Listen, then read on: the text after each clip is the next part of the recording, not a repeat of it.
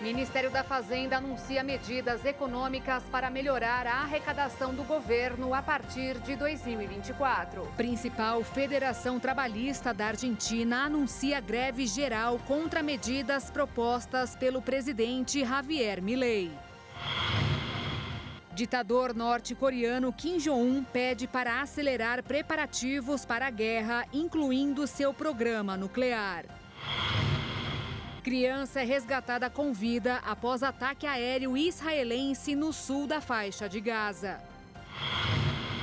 Mudanças climáticas podem impulsionar aumento de 7 doenças no mundo todo. Câncer de mama em homens é raro, mas a falta de informação e tabu prejudicam a detecção precoce para evitar intervenções. Cidade do litoral norte de São Paulo inicia a primeira temporada de verão com cobrança de taxa ambiental. Fabricante chinesa de smartphones apresenta sua primeira aposta no mercado de carros elétricos, que promete rivalizar com modelos mais avançados. Essas e outras notícias a partir de agora no Jornal das 22.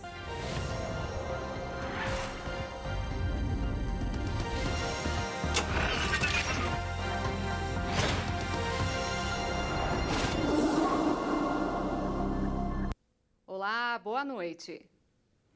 O Ministério da Fazenda anunciou hoje 3 medidas econômicas para melhorar a arrecadação do governo a partir do ano que vem. Entre elas, a reoneração da folha de pagamento. Vamos ao vivo a Brasília para saber todos os detalhes com a repórter Jaqueline Fonseca. Boa noite, Jaque. Seja bem-vinda. Boa noite para você, Beatriz, e a todos que nos acompanham. Essa medida, que trata do recolhimento de impostos previdenciários na folha de pagamento de 17 setores da economia, era muito aguardada. O ministro da Fazenda, Fernando Haddad, já tinha avisado que enviaria um projeto para compensar o fim da desoneração dos 17 setores da economia e hoje, finalmente, esse anúncio foi feito. Para relembrar o nosso telespectador, o Congresso Nacional aprovou a prorrogação do benefício da desoneração da folha de pagamento para 17 setores. Esse projeto foi vetado pelo presidente Lula, mas o veto foi derrubado no Congresso Nacional, portanto, segue valendo. O ministro da Fazenda, Fernando Haddad, convocou então uma coletiva de imprensa na manhã de hoje para explicar essa medida. A proposta do Ministério da Fazenda é promover uma reoneração gradual. A equipe econômica informou que essa medida não será focada nos 17 setores que eram atendidos pela desoneração. A medida vai atender às atividades primárias das empresas. Porém, não foi explicado durante a coletiva o cronograma dessa reoneração ou quais setores vão ser contemplados, quem vai perder, enfim, tudo isso ficou em aberto. O que se sabe é que assim que essa medida for publicada, ela vai revogar a lei aprovada no Congresso Nacional. Haddad também disse que essa medida vai trazer um novo elemento em forma de teste, como um projeto piloto. A ideia é dar isenção do imposto patronal na folha de pagamento do primeiro salário mínimo dos empregados. Ou seja, os que recebem até um salário mínimo não são tributados. Para os que recebem 2 salários mínimos, o tributo será de 50% e assim por diante.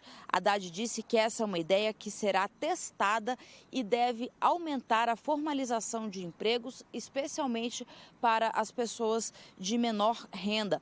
As empresas não precisarão aderir a esse benefício, mas para participar terão que comprovar que mantiveram ou que aumentaram o número de empregados. O ministro também afirmou que a reoneração enviada ao Congresso está sendo um gesto do governo federal e não há qualquer afronta ao legislativo.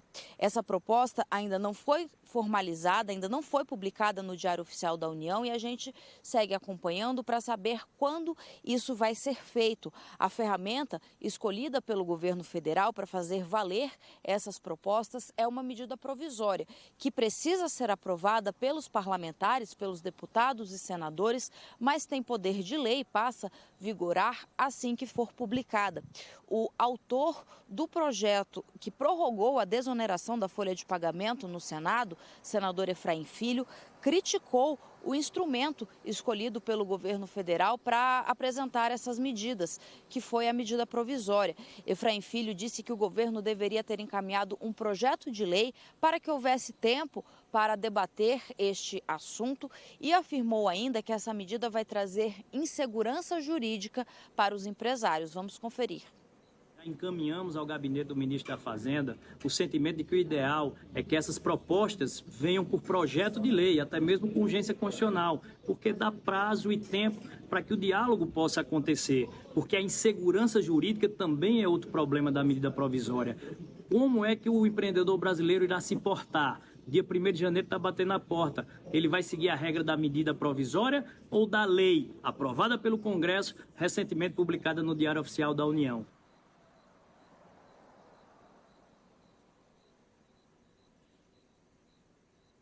Além dessa medida da reoneração gradual da folha de pagamento, o ministro Fernando Haddad apresentou outras duas propostas para melhorar as contas do governo a partir do ano que vem.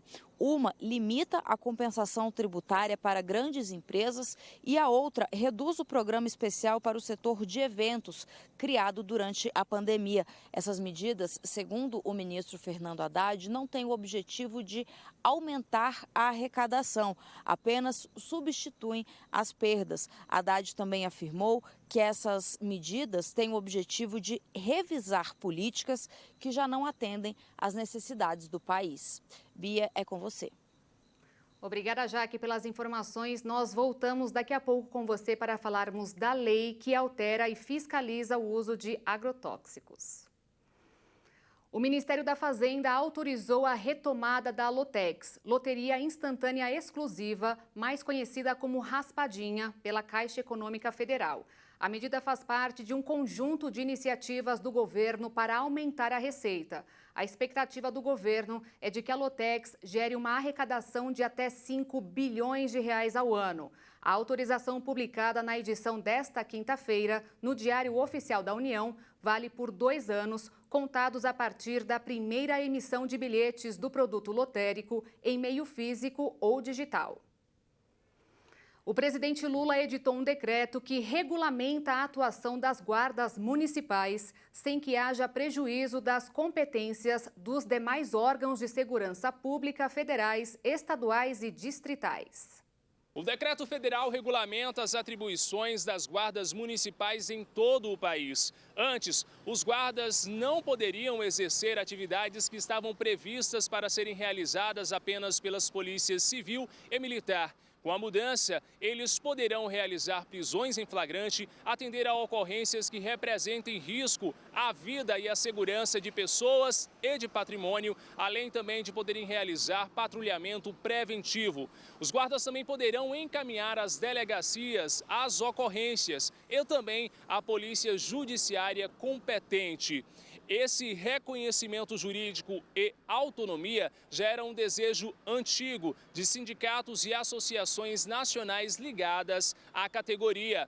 De acordo com a Associação das Guardas Municipais do Brasil, cerca de 1.250 municípios no país possuem guardas constituídas, com cerca de 130 mil agentes em atuação. O governo federal informou que o decreto é uma resposta à demanda de gestores de todo o país de reforço à segurança em cidades e estados. O Brasil possui apenas um defensor público para cada 300 mil habitantes no país. Levando em conta que eles trabalham apenas para quem recebe até 3 salários mínimos, a relação fica de 1 para cada 25 mil brasileiros. Segundo os especialistas, são quase 50 milhões de pessoas no país que não possuem acesso à justiça. E a principal causa é a falta de investimento na área. Uma operação coordenada pelo Ministério da Justiça foi deflagrada na madrugada desta quinta-feira para prender integrantes de um grupo por extorsão na internet. Foram cumpridos 5 mandados de prisão e outros 5 de busca e apreensão na Bahia e em São Paulo. A investigação do Laboratório de Operações Cibernéticas do Ministério da Justiça com a Polícia Civil do Distrito Federal identificou uma organização criminosa que atuava extorquindo pessoas por meio de acesso a dados vazados na internet. Segundo a apuração, os indivíduos tinham acesso ao sistema da Polícia Civil do DF e se utilizavam disso para ameaçar as vítimas, além de seus familiares. No curso das conversas, os criminosos exigiam sucessivas transferências via Pix em troca de deixar a situação de lado. Durante as investigações, foi constatado que os indivíduos operavam dos municípios de Feira de Santana e Salvador, na Bahia, Pirituba e São Paulo, no estado de São Paulo, e possuem relação com facções criminosas nesses estados. O grupo é investigado por organização criminosa, extorsão, com aumento de pena em decorrência da participação de 2 ou mais pessoas e invasão de dispositivo informático, com aumento de pena em decorrência de obtenção de informações sigilosas. O nome da operação é Cyber Shield e faz alusão à segurança cibernética. A expressão sugere a ideia de uma barreira ou escudo no mundo virtual, indicando um esforço para proteger sistemas, redes e dados contra ameaças cibernéticas. O mês de novembro registrou uma alta de quase 4% no número de brasileiros com contas atrasadas. Os dados divulgados hoje pela Confederação Nacional de Dirigentes Lojistas mostrou que agora são quase 67 milhões de inadimplentes no país. A maioria das pessoas que gastaram mais do que podiam pagar são mulheres e as dívidas giram em torno dos R$ 4.000. O Luz para Todos, maior programa de universalização de acesso à energia elétrica do mundo, retomado pelo Ministério de Minas e Energia em agosto deste ano, alcançou a meta de mais de 61 mil famílias atendidas em 2023. O investimento do programa foi de R$1,250 bilhão. O programa Luz para Todos é um conjunto de medidas públicas do Brasil que visa levar eletrificação a áreas remotas e com tarifas subsidiadas pelo governo federal, governos estaduais e distribuidoras. Com investimento de R$1 bilhão, o Pará foi o estado do norte do país com maior número de ligações do Luz para Todos, ultrapassando em 60% a meta prevista no novo programa de aceleração do crescimento, com 12.300 conexões no meio rural e mais de 11 mil em áreas remotas. No Nordeste, um total de 19 mil unidades consumidoras foram beneficiadas pelo Luz para Todos.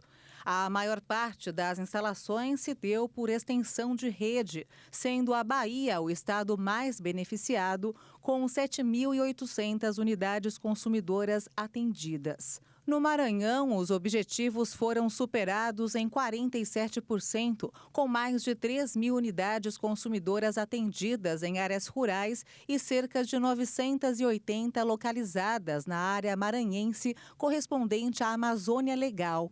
A região Centro-Oeste também foi beneficiada com novas ligações do Luz para Todos.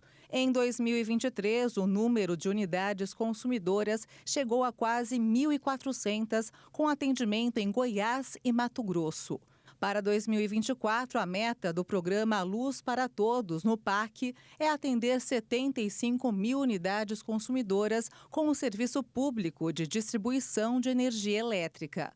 Os investimentos previstos chegam à ordem de R$2,5 bilhões em benefício de mais de 300 mil pessoas em áreas rurais e em regiões remotas da Amazônia Legal. E o Brasil gerou mais de 130 mil novos postos de trabalho com carteira assinada no mês passado. Os dados divulgados hoje pelo Cadastro Geral de Empregados e Desempregados mostraram que o número é quase 2% maior que o mesmo período do ano passado. Até agora são cerca de 1.900.000 novos postos em 11 meses. E a meta do Ministério do Trabalho é chegar aos 2 milhões até o final desse ano. E depois do intervalo você vai ver, presidente Lula sanciona com vetos novo marco legal de agrotóxicos. E ainda, mudanças climáticas podem impulsionar aumento de 7 doenças no mundo todo.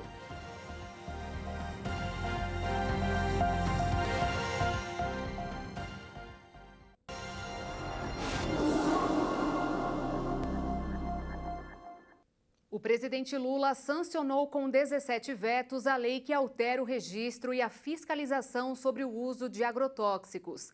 Vamos voltar ao vivo a Brasília para saber como isso vai funcionar. Oi, Jaque. Bia, essa lei sancionada hoje pelo presidente reduz o tempo para que o governo aprove o uso de agrotóxicos. Para novas fórmulas, o prazo será de 2 anos e para fórmulas idênticas a já aprovadas, o prazo será de 2 meses. Essa lei tramitou no Congresso por 24 anos e recebeu dos ambientalistas o apelido de PL do veneno.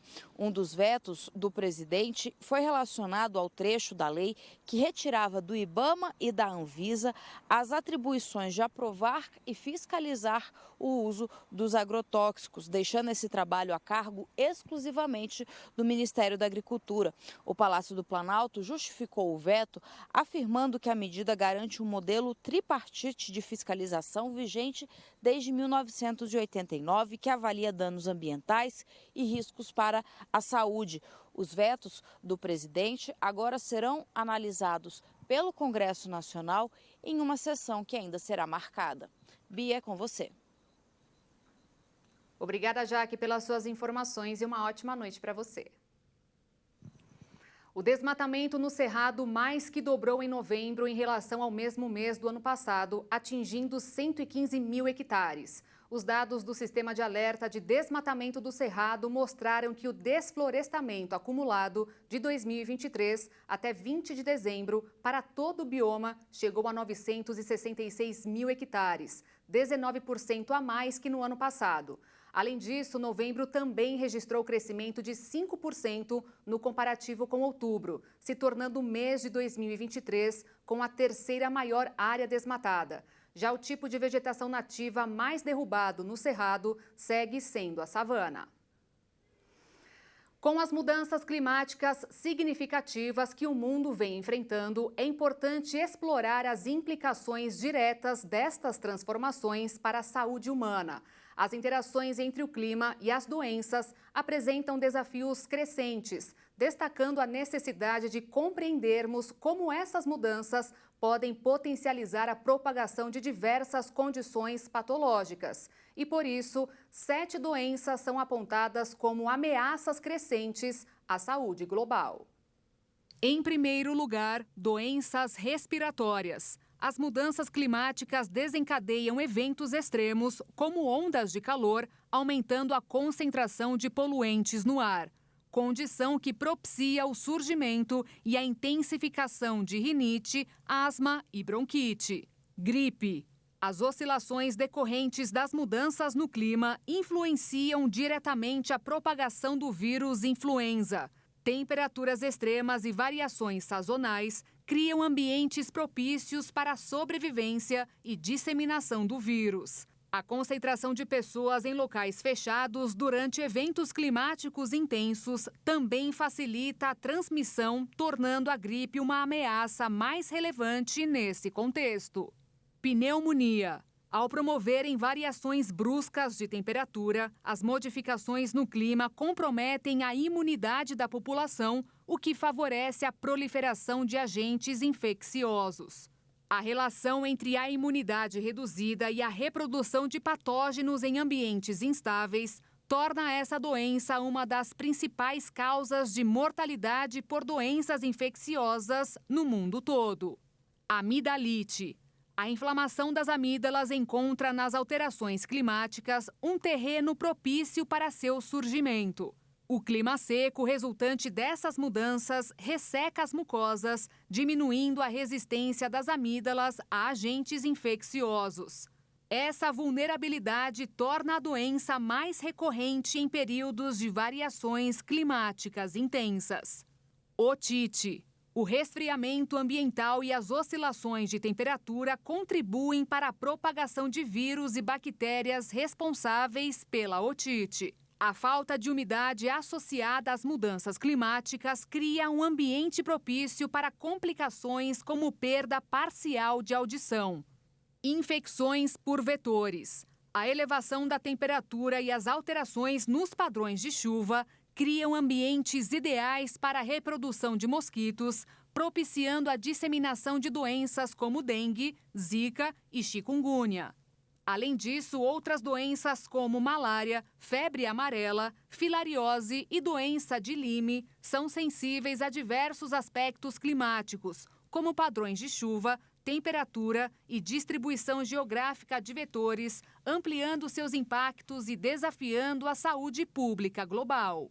E, por fim, impactos na saúde mental. As transformações no clima também exercem influência nas condições emocionais. A incerteza ambiental, a ocorrência de eventos climáticos extremos e as consequências sociais e econômicas dessas mudanças contribuem para o aumento de casos de depressão e ansiedade. A vulnerabilidade psicológica, muitas vezes negligenciada, representa uma dimensão adicional do impacto das mudanças climáticas na saúde humana. Do dia 1º de janeiro até ontem, dia 27 de dezembro, o Brasil registrou 1.079 mortes por dengue. De acordo com o Ministério da Saúde, é o maior número já registrado na série histórica. Questionada sobre o recorde, a pasta informou que, com a previsão de aumento de casos, 11.700 profissionais de saúde foram capacitados em 2023 para manejo clínico, vigilância e controle de arboviroses, que são infecções causadas por vírus transmitidos principalmente por mosquitos. Vale lembrar que no dia 21 de dezembro foi incorporada a vacina contra a dengue no SUS, mas que num primeiro momento não será utilizada em larga escala, sendo focada em público e regiões prioritários, com definição de estratégias de utilização das doses disponíveis prevista para ocorrer nas primeiras semanas de janeiro. O câncer de mama em homens é raro, a ponto de representar apenas 1% dos pacientes com a doença, mas a falta de informação e tabu prejudicam a detecção precoce para evitar intervenções. Por isso, os profissionais da saúde fazem alertas para os devidos cuidados. Ninguém se prepara para um diagnóstico de doenças complexas, como câncer, principalmente quando não faz parte propriamente do grupo de risco. O câncer de mama é uma patologia que atinge, em quase todas as vezes, mulheres. Contudo, segundo o INCA, o Instituto Nacional de Câncer, homens também podem desenvolver o problema. E estima-se que para cada 100 mulheres diagnosticadas, exista um homem atingido pela doença. Isso significa que os homens representam 1% do total de casos de câncer de mama no Brasil. Eles não têm mamas desenvolvidas, porém, assim como as mulheres, possuem tecido mamário. Só em 2020 foram registrados 207 óbitos de homens por câncer de mama. Nos anos seguintes, durante a pandemia da Covid-19, os números diminuíram. Contudo, o vírus pode ter sido uma causa concorrente dos óbitos, segundo o INCA. E esse tipo de problema ocorre por causa de uma proliferação celular desordenada. As células podem atingir o ducto mamário, o bico do mamilo, ou lóbulos mamários, a região mais acima do bico, assim como ocorre nas mulheres. O câncer de mama em homens pode ser multifatorial, provocado por sedentarismo, obesidade, excesso de álcool, tabagismo e condição genética hereditária. Pode ocorrer ainda por uso de anabolizantes e outras substâncias hormonais em excesso. Embora não sejam todos os cânceres que tenham origem genética hereditária, no de mama é preciso levar em consideração o risco aumentado no público masculino, o que nas mulheres câncer de mama tem 10% de incidência que estão relacionados à genética hereditária, em homens, esse número pode atingir até 40% e é mais frequente neles, com 50 a 60 anos de idade, mas pode atingir os mais jovens. Por isso, é importante ficar atento aos sintomas e ir ao médico o quanto antes.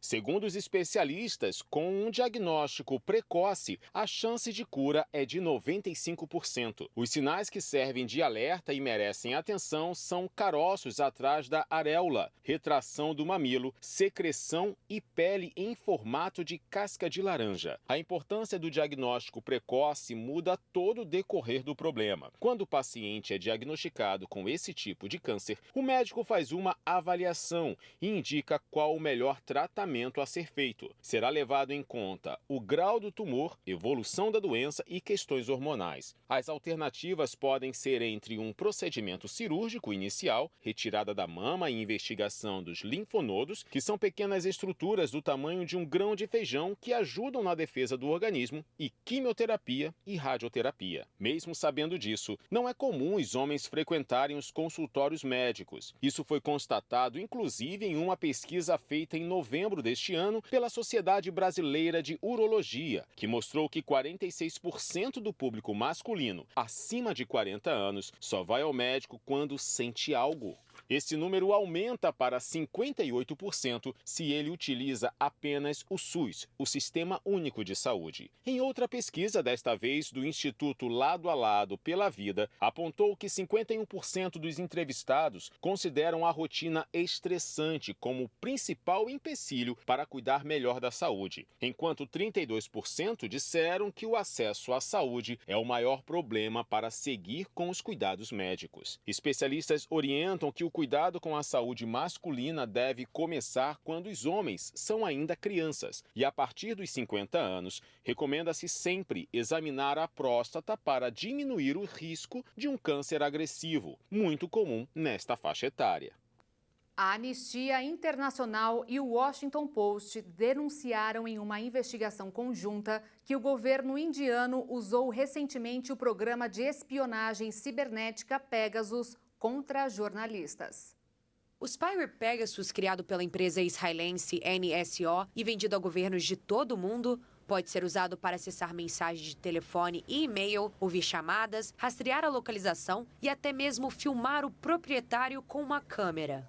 O governo indiano não respondeu imediatamente à reclamação, mas em 2021 negou alegações semelhantes de que havia usado o spyware Pegasus para monitorar oponentes políticos, ativistas ou jornalistas.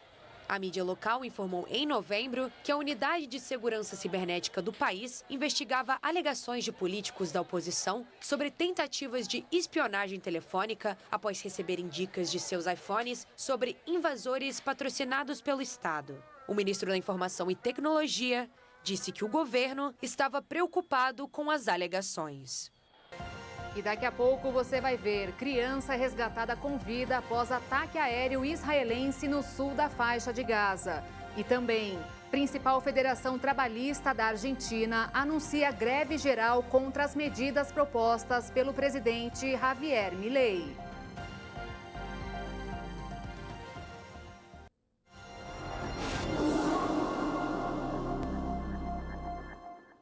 Trabalhadores da Tesla na Suécia entraram em greve. Eles pedem que a empresa se adeque ao sistema de trabalho do país.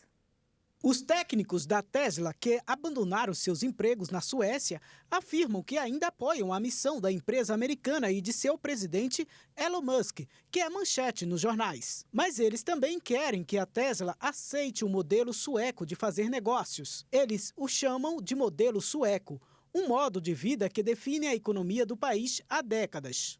Em seu cerne está a cooperação entre empregadores e empregados para garantir que ambos os lados se beneficiem do lucro da empresa. Em vez disso, disseram que 4 técnicos que abandonaram seus empregos em 27 de outubro, eles foram submetidos ao que descreveram como um modelo típico dos Estados Unidos. Semanas de trabalho de 6 dias, horas extras inevitáveis e um sistema de avaliação pouco claro para a promoção. O sindicato que representa os trabalhadores da Tesla, O IF Metal não informou quantos dos 130 técnicos da empresa entraram em greve. Podem ser apenas algumas dezenas. Os 10 centros de serviço da empresa permanecem abertos. Mas, à medida que a greve entra em seu 3º mês, ela está tendo um impacto enorme na região nórdica. Pelo menos 15 outros sindicatos entraram em ação para tentar forçar a Tesla a negociar um acordo coletivo de trabalho para estabelecer salários e benefícios que reflitam as normas do setor na Suécia.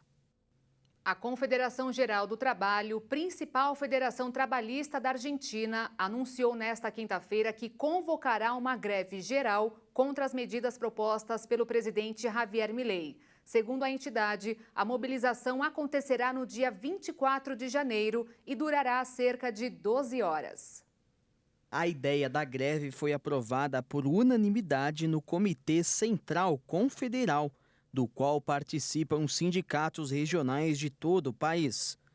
No dia 10 de janeiro, uma nova reunião decidirá os detalhes da manifestação, que inclui uma marcha em direção ao Congresso a partir do meio-dia, com o objetivo de testar mais uma vez os limites do protocolo antiprotesto estabelecido pelo novo governo. De acordo com o comitê, a greve será uma resposta às ideias de Javier Milei e seu decreto de necessidade de urgência, que os sindicalistas consideram ilegal, sem necessidade e contra os direitos individuais e coletivos dos trabalhadores. A greve também terá o apoio da Confederação dos Trabalhadores Argentinos, que representa a maioria dos funcionários públicos e professores, e da União de Trabalhadores da Economia Popular, que reúne movimentos sociais. A greve marcada para o dia 24 acontecerá um dia antes do partido governista colocar em pauta no Congresso o megaprojeto de lei enviado na quarta-feira, com mais de 1.000 artigos a serem reformulados.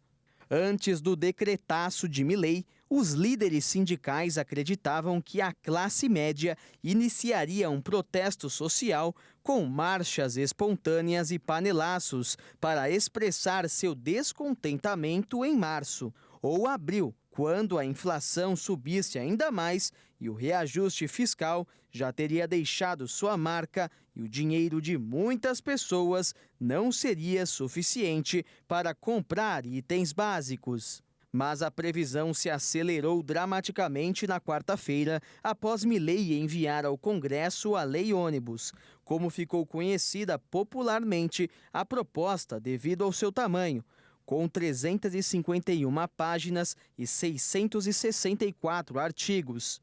Diferentemente do decretaço, a Lei Ônibus precisa ser aprovada pelo Parlamento.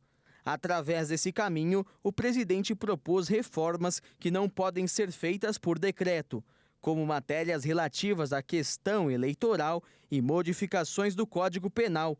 Um dos pontos mais polêmicos estabelece uma declaração de emergência pública em temas econômicos, financeiros, fiscais, sociais, de previdência, segurança, defesa, tarifários, energéticos, que garantem amplos poderes ao presidente até o fim de 2025, podendo ser prorrogado até 2027, ou seja, os 4 anos de mandato de Milei.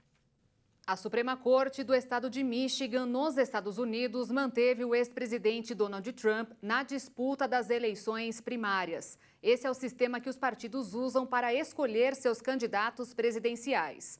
Mas a decisão vai contra o estado do Colorado, que tornou Trump inelegível. O motivo foi o seu papel durante o ataque ao Capitólio em 2021. A corte não ouviu o caso, mas deixou o caminho aberto para que possa ser apresentada uma nova ação. No mercado financeiro, na última sessão do ano, o Ibovespa, principal índice acionário da Bolsa de Valores brasileira, fechou em ligeira queda nesta quinta-feira, apesar do desempenho da B3. Hoje, o saldo em 2023 foi positivo e manteve o patamar recorde de 134 mil pontos, com alta de mais de 22%. Por outro lado, o dólar teve desempenho contrário, com ganhos no dia, mas perda anual de mais de 8%. Então, hoje, a moeda norte-americana fechou em alta de 0,41%, cotada em R$ 4,85 na venda. A Bolsa de Valores fechou em queda de 0,01% aos 134.185 pontos. O ditador norte-coreano Kim Jong-un pediu ao seu partido que acelere os preparativos para a guerra, incluindo seu programa nuclear. O pedido foi feito uma semana após ele advertir que seu país não hesitaria em lançar um ataque nuclear em caso de provocação com armas atômicas. O tema foi tratado em uma reunião plenária do Partido dos Trabalhadores da Coreia, que governa o país, onde são anunciadas as decisões políticas para o próximo ano. O ditador comunista pediu que seu partido acelere o que ele chamou de preparativos de guerra nos setores de armas nucleares e defesa civil. Kim disse que a situação militar em seu país se tornou extrema em razão das ações dos Estados Unidos. Nos últimos meses, a Coreia do Sul, o Japão e os Estados Unidos intensificaram a cooperação militar diante da onda de testes armamentistas dos norte-coreanos este ano e ativaram um sistema para compartilhar informações em tempo real sobre os lançamentos de mísseis de Pyongyang, capital da Coreia do Norte. Há algumas semanas, um submarino americano de propulsão nuclear chegou ao porto sul-coreano de Busan e Washington enviou bombardeios de longo alcance para executar manobras com Seul e Tóquio. Para o governo norte-coreano, o envio de armas estratégicas como os bombardeios B-52 para as manobras conjuntas na Península da Coreia são ações intencionalmente provocadoras dos Estados Unidos para uma guerra nuclear. Este ano, a Coreia do Norte lançou um satélite espião de reconhecimento, colocou em sua Constituição a condição de potência nuclear e testou o míssil balístico intercontinental mais potente de seu arsenal. Por esse motivo, o ditador definiu 2023 como um ano de grandes mudanças, em que seu país alcançou vitórias reveladoras. A Agência Internacional de Energia Atômica indicou na semana passada que um segundo reator da central nuclear norte-coreana de Yongbyon parecia estar em operação, o que considerou profundamente lamentável. De acordo com o Instituto Mundial para Estudos Norte-Coreanos, em 2024, a Coreia do Norte pode enviar armas nucleares táticas a áreas próximas da fronteira e impulsionar seu programa nuclear. Essa atitude pressionaria a Coreia do Sul e os Estados Unidos, ao mesmo tempo que manteria suas relações estreitas com a Rússia e a China. Um ataque aéreo israelense matou 20 palestinos e feriu outros 55 em Rafah, no sul da faixa de Gaza. No meio dos escombros, uma criança foi resgatada com vida. Durante toda esta quinta-feira, as pessoas procuraram sobreviventes nos escombros, enquanto ambulâncias e equipes de resgate lutavam para chegar aos necessitados, passando por estradas repletas de escombros e com suprimentos de combustível cada vez mais escassos. No meio do resgate, as equipes encontraram uma criança ainda com vida. A menina foi retirada em meio aos escombros e foi levada às pressas para um hospital em meio a cenas caóticas. Crianças, mulheres e homens feridos foram levados para o hospital do Kuwait, em Rafah. O episódio aconteceu depois que um ataque aéreo israelense atingiu uma grande cidade perto da fronteira sul de Gaza com o Egito. O prédio atingido abrigava civis deslocados, de acordo com médicos e residentes locais. As autoridades de saúde palestina disseram que 210 pessoas morreram em ataques israelenses nas últimas 24 horas, elevando o número de palestinos mortos na guerra para mais de 21 mil, quase 1% da população total de Gaza. O presidente do México, Manuel López Obrador, afirmou nesta quinta-feira que autoridades dos Estados Unidos concordaram em manter abertas as fronteiras e as ferrovias entre os dois países. O mandatário mexicano se reuniu na quarta com o secretário de Estado americano Antony Blinken e com outros representantes de Washington para tratar da crise migratória. Os Estados Unidos suspenderam recentemente várias passagens legais na fronteira de mais de 3 mil quilômetros com o México, sob o argumento de que procuravam se concentrar em processar migrantes sem documentação. Temos que estar atentos para que não se cierren. Temos que estar atentos para que não fechem as passagens. Chegamos a esse acordo e já estão abrindo as passagens para os trens e para as pontes fronteiriças, normalizando a situação. Os puentes fronteiriços, normalizar a situação. A visita de Blinken ocorreu no momento em que o Partido Republicano pressiona para que o presidente americano Joe Biden adote medidas rígidas contra a migração em troca de apoio ao novo pacote de ajuda financeira à Ucrânia na guerra contra a Rússia. Autoridades americanas dizem que cerca de 10 mil migrantes tentam entrar ilegalmente nos Estados Unidos todos os dias, quase o dobro do número registrado antes da pandemia. Poucos mexicanos buscam atravessar a fronteira. E a maioria dos grupos é formada por pessoas vindas da América Central, devastada por problemas como pobreza extrema, violência desenfreada e colheitas ruins. México e Estados Unidos concordaram em realizar reuniões periódicas para tratar da questão migratória. O próximo encontro deve ocorrer no mês de janeiro em Washington, mas ainda não tem data definida. Uso de alta tecnologia, cooperação internacional e ações integradas entre órgãos de segurança pública e forças armadas são algumas das estratégias adotadas para combater o tráfico de drogas produzidas na América Latina. Nessa reportagem especial que você vai conferir agora, vamos entender os desafios das instituições que lidam todos os dias com o narcotráfico, em uma das principais portas de entrada de entorpecentes no Brasil. Quase 30% do território brasileiro estão localizados em área de fronteira. Só em Mato Grosso do Sul são 7 cidades gêmeas que nos entrelaçam com a Bolívia e o Paraguai. Exemplo disso é o município de Ponta Porã, no Brasil, interligado ao paraguaio Pedro Juan Cabalheiro. Uma fronteira seca que favorece a economia e também o turismo, estreita laços de amizade, mas que também é utilizada por traficantes que se aproveitam dessa proximidade para atravessar drogas para a nação vizinha. Esta é a linha internacional, uma rua que separa Brasil e Paraguai em Mato Grosso do Sul. Turistas e moradores atravessam livremente para fazer compras ou visitar familiares e amigos. Uma rotina que traficantes aproveitam para passar cargas volumosas de entorpecentes e tentam escapar da prisão. Uma realidade que levou a acordos de cooperação internacional para a troca de informações de inteligência e deflagração de operações, conforme explica o chefe da Delegacia de Polícia Federal em Ponta Porã. A região aqui do Cone Sul do Mato Grosso do Sul, ela é uma das principais portas de entrada das drogas que são produzidas na América Latina, né? Tanto para o Brasil quanto para a Europa, né? Que elas acabam seguindo pelos portos brasileiros para a Europa, África, Ásia, Oceania.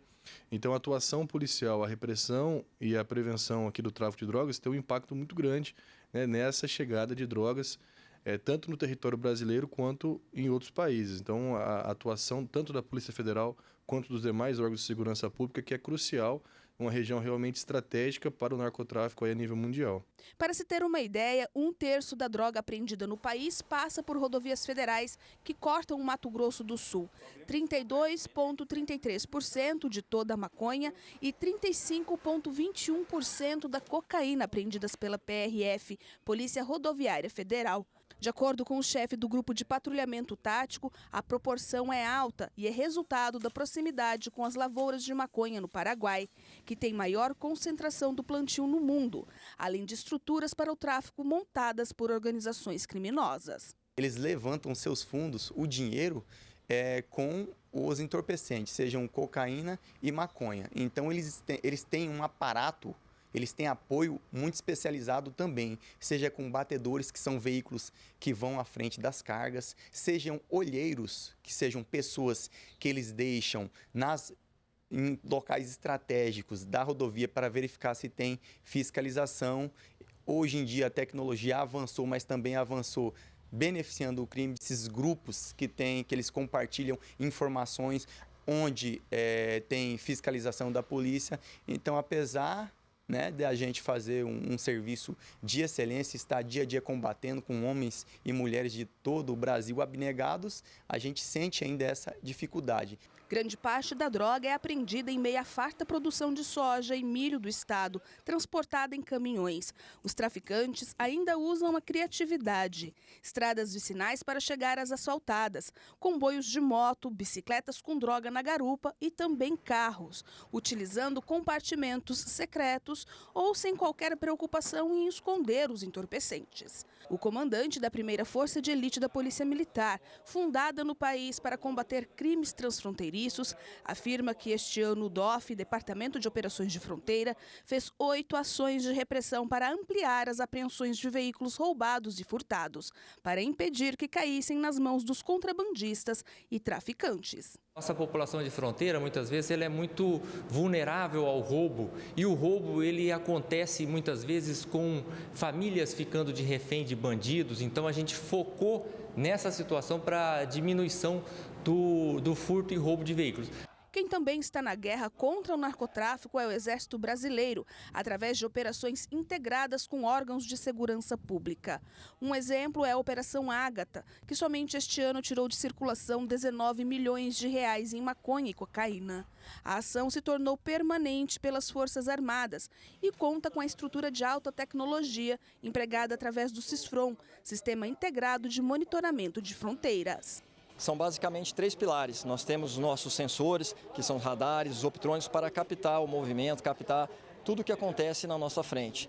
Temos também os sistemas de apoio à decisão, aí usamos software para termos a consciência situacional e podermos decidir sobre o emprego da tropa. E temos os atuadores, que são aquele pessoal com as viaturas, com equipamento, armamento, que atuam naquelas situações que nós identificamos. A estrutura piloto do CISFRON, instalada na 4ª Brigada de Cavalaria Mecanizada em Dourados, está 100% implementada e agora avança em direção ao Mato Grosso, outro estado brasileiro com extensa fronteira com a Bolívia, país conhecido como um dos maiores produtores de cocaína do mundo.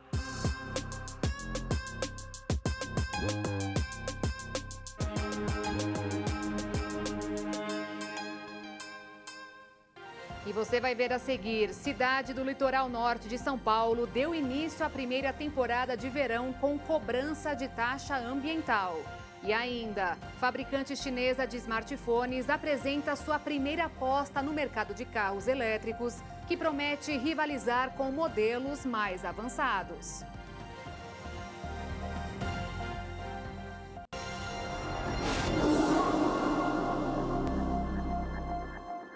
Uma cidade do litoral norte de São Paulo deu início à primeira temporada de verão com cobrança de taxa ambiental.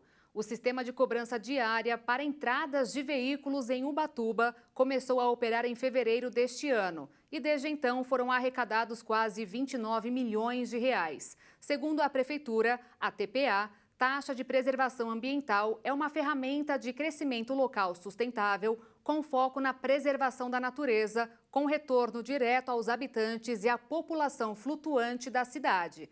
A medida ajuda a minimizar o impacto ambiental, especialmente na alta temporada, quando a cidade recebe um número de pessoas muito acima do habitual.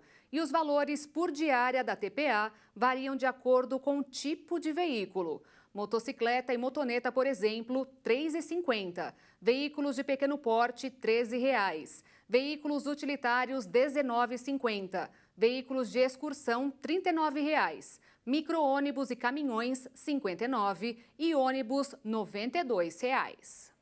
O governo publicou uma portaria com a lista de feriados e dias de ponto facultativo para servidores federais em 2024. Com a comparação da lista publicada para 2023, houve o acréscimo de um feriado e 3 pontos facultativos.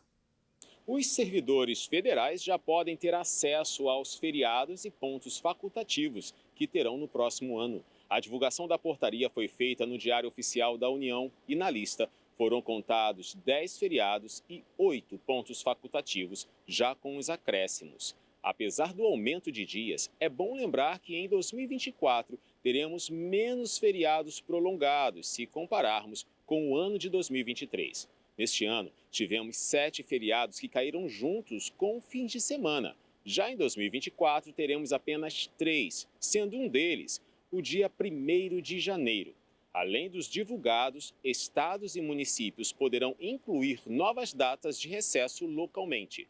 A portaria também estabeleceu que os serviços essenciais não serão afetados pelas datas.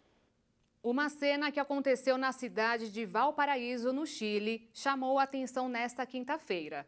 Durante um protesto de pescadores que cobravam do governo chileno um bônus para compensar uma proibição da pesca de pescada, um grupo de leões marinhos e gaivotas resolveram fazer um passeio e participar da manifestação contra o governo.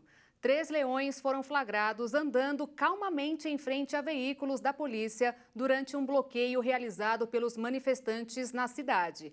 Enquanto os leões desfilavam, um bando de gaivotas voava, enquanto outras comiam peixe em cima de um veículo blindado. A polícia de choque não se incomodou ou até mesmo não se importou com a presença dos animais. E a Agência Espacial Russa afirmou nesta quinta-feira que a Rússia e a NASA chegaram a um acordo para estender os voos conjuntos para a Estação Espacial Internacional até 2025. A Agência Espacial Russa disse em um comunicado que o objetivo da prorrogação é manter a confiabilidade da operação geral do laboratório orbital e garantir a presença de pelo menos um representante da Roscosmos e da NASA na estação.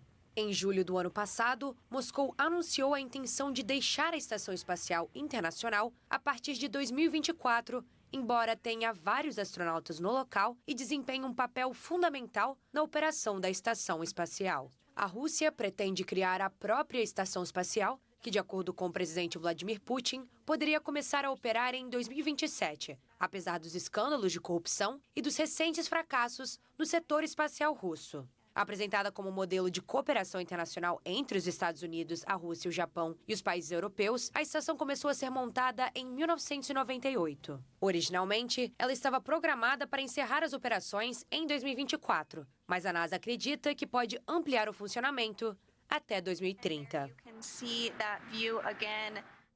A fabricante chinesa de smartphones, Xiaomi, apresentou em um evento nesta quinta-feira sua primeira aposta no mercado de carros elétricos, o Xiaomi SU7, um sedã com motor elétrico de alta potência que promete rivalizar com os modelos mais avançados da Tesla e Porsche.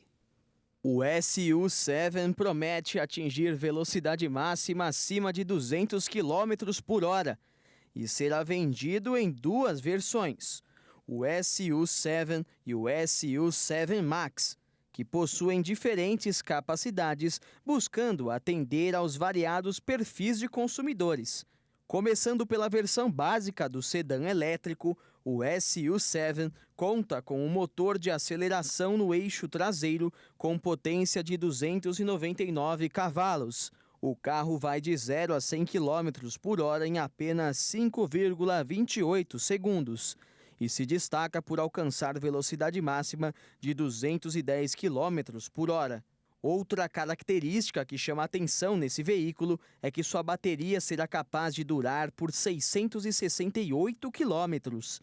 Já a outra versão do automóvel, o SU7 Max, traz um conjunto mais potente com aceleração nas 4 rodas através de um motor duplo de 673 cavalos, acelerando de 0 a 100 km em apenas 2,78 segundos, com sua velocidade máxima podendo chegar aos 265 km por hora. O SU7 Max possui um sistema de baterias de alta eficiência que, com apenas uma carga, promete durar incríveis 800 quilômetros. Com essa capacidade, o primeiro carro elétrico da Xiaomi tem potencial de quebrar uma das maiores barreiras enfrentadas pelo segmento.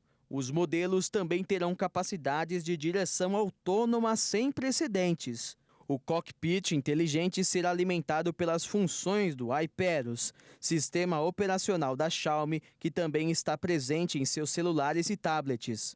A Xiaomi tem a meta ambiciosa de se tornar uma das maiores fabricantes de carros do mundo nos próximos 20 anos e prometeu elevar a indústria automobilística geral da China. O SU-7 e o SU-7 Max ainda não tiveram seus preços divulgados, mas segundo o CEO da empresa, o custo será um pouco alto, mas que todos acharão que é um valor justificável. E antes de encerrarmos, o missionário R.R. Soares tem um recado, uma novidade para dividir com você. Olha só. Meus amigos, tudo bem? Tem uma novidade na praça aí, não sei se já lhe contaram. O que é missionário? Não é fofoca não, é coisa boa. O portal ongrace.com, que é da nossa igreja, mudou de cara agora, mas mudou completamente. Cara, coração, mudou tudo, é novo. É www.ongrace.com. Aí você tem toda a informação da Igreja Internacional da Graça de Deus, do missionário Soares, das campanhas dele, tudo coisa boa. Mensagem de fé de graça. Rede TV em qualquer lugar do mundo que você for, no portal Ongrace, você assiste com qualidade excepcional. Você também tem ali as agendas dos pastores, do missionário, endereço das nossas igrejas, redes sociais da nossa igreja, atendimento ao patrocinador, testemunhos e uma porção de coisas relevantes. Como é que eu faço? ongrace.com. Avise para os seus amigos, compartilhe. Deus abençoe vocês, em nome de Jesus. E o Jornal das 22 termina aqui. Eu agradeço muito a sua companhia, desejo um ótimo fim de noite e amanhã eu te espero com mais informações ao vivo. Tchau!